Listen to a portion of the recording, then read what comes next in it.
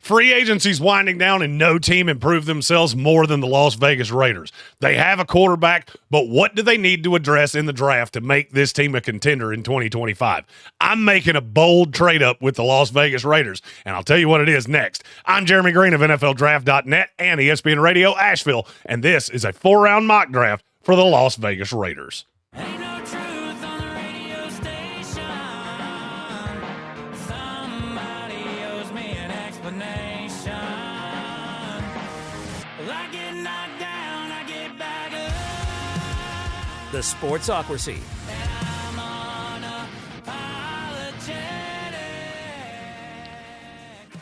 With Geno Smith in the building, I feel like the Raiders could potentially be a playoff team in 2025, but they still have two big needs. I have listed out all of the needs for the Raiders. What I'm looking at after the additions that they have made in free agency, I still feel like Las Vegas needs that true number one wide receiver. I'm looking for a running back. I want to address cornerback. I also am looking for a linebacker and maybe even another wide receiver. Well, there's one player in this class that I don't feel like a team in the top three is going to take because they've shoehorned themselves into needing a quarterback. That's the New York Giants. So in our scenario, I'll pull up the mock draft as it has unfolded here. Number one was Cam Ward, as you would expect it to be. Number two was Abdul Carter, going to the Cleveland Browns. So at 3, I'm looking at the Giants going, I know you want Shedeur Sanders. I just don't think you want to take him at 3. So I made a trade up with the Giants. I gave them next year's 1. I got their 2 next year, which in this, that allowed me to do that because I think the Raiders are going to be better than you think, and the Giants are still not going to be good. I also gave another late round pick to jump up 3 spots. And I'm going Travis Hunter. I don't think there's any player in this draft that fits better with one team than Hunter does. I think he's a true number one corner in the NFL. I also think he's a true number one wide receiver. How do you deal with the breakdown? Obvious rundowns, I'm going to have Hunter on the sideline. It's not that he's not a good run defender. He's fine. It's just that's not what I'm after. I'm going to play him roughly 50 snaps a game on defense. I'm going to play him 25 to 30 snaps on offense in obvious passing downs. And I have solved 2 of my problems.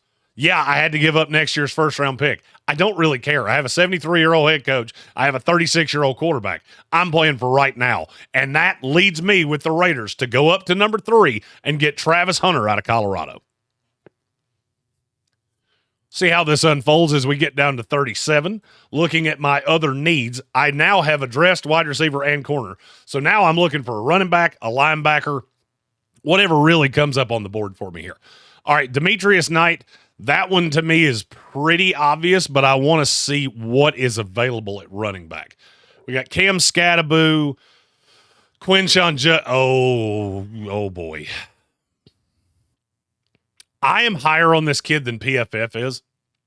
I go back to the heyday of the Pete Carroll Seattle Seahawks, and they had Marshawn Lynch. One of the closest comps to Kaleb Johnson is Marshawn Lynch. 3rd most carries of 15-plus yards in college football last year and 6th most yards after contact. This kid is really super hyper-balanced.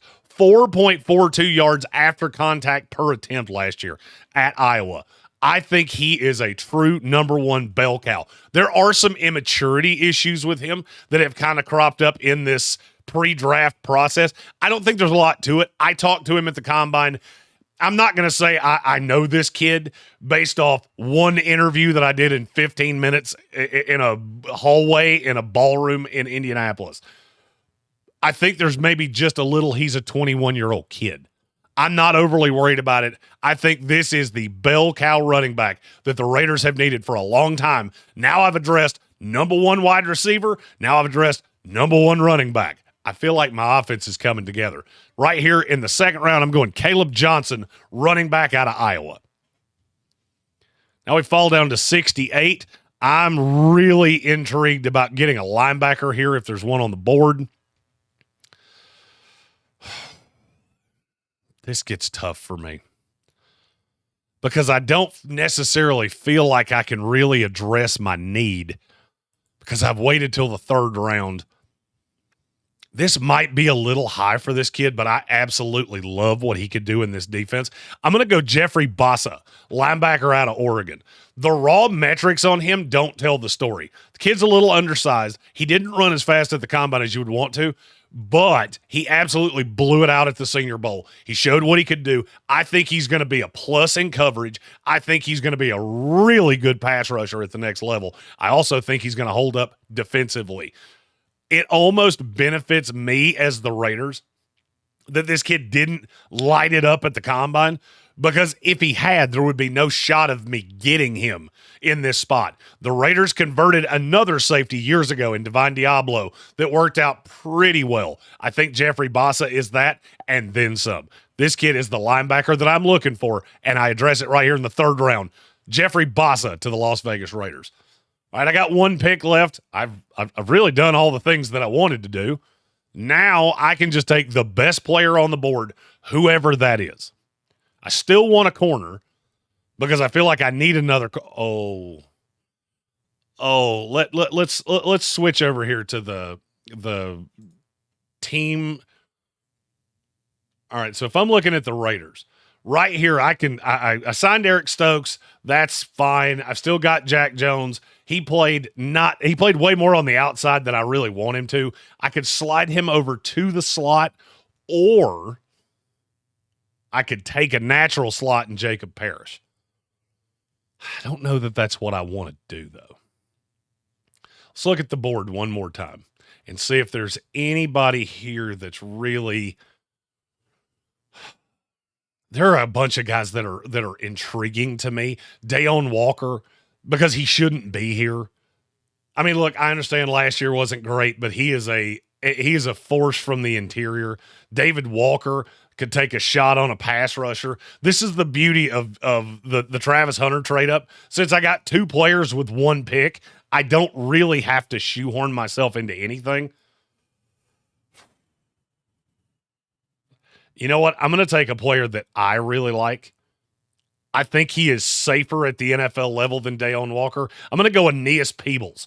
Really good pass rusher from the interior. He's not as tall necessarily as you like, but man, I saw him at Duke. I saw him at Virginia Tech. This kid's just an absolute football player. And if I'm the Raiders, that's what I'm looking for. I want a guy that can come in right away. I'm not playing for years down the line. I'm playing for right now.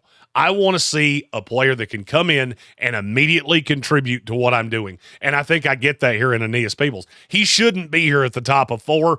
I can take a little bit of a luxury pick, have him as a rotational piece on the interior with Tyree Wilson. I think he holds up better against the run, and that gives me an extra piece to rotate my guys in and out. All right, we're going to move this up. Didn't love my middle round picks, which I think is insanity. I get it, PFF. You're not as high on Jeffrey Bassa as. It has me in the bottom 16% of all PFF mock drafts, which to me is completely insane, because if the Raiders were to pull this off, this would be A+ mock for me. Do you agree with PFF and you think that I reached on 2 players for the Raiders? Is there somebody else you'd like to talk about? Feel free to throw that in the comments. If you like this video, like this video. It helps more than I could ever tell you. If there's a player you want to talk about how they fit with the Raiders, or if you just want to throw your mock draft in there and say how you know this team so much better than I do, I answer all of those. Subscribe to the channel for all of our content. We will be doing 7-round A+ mock drafts next. The Raiders will be one of the first in that, and then I will give my final 7-round mock draft the week before the 2025 NFL Draft, and we'll be there live in Green Bay, Wisconsin. Subscribe to the channel so you can see all of those things as we're live from Radio Row with the Sportsocracy on ESPN Radio Asheville. I'm Jeremy Green of ESPN Radio Asheville. You can find me on Twitter at ESPN Draft Nerd. You can also find all of my prospect rankings. They're coming out next week at NFLDraft.net. Thank you so much for watching this video. Keep in touch for all things NFL Draft through the Draftmas season, and go Raiders.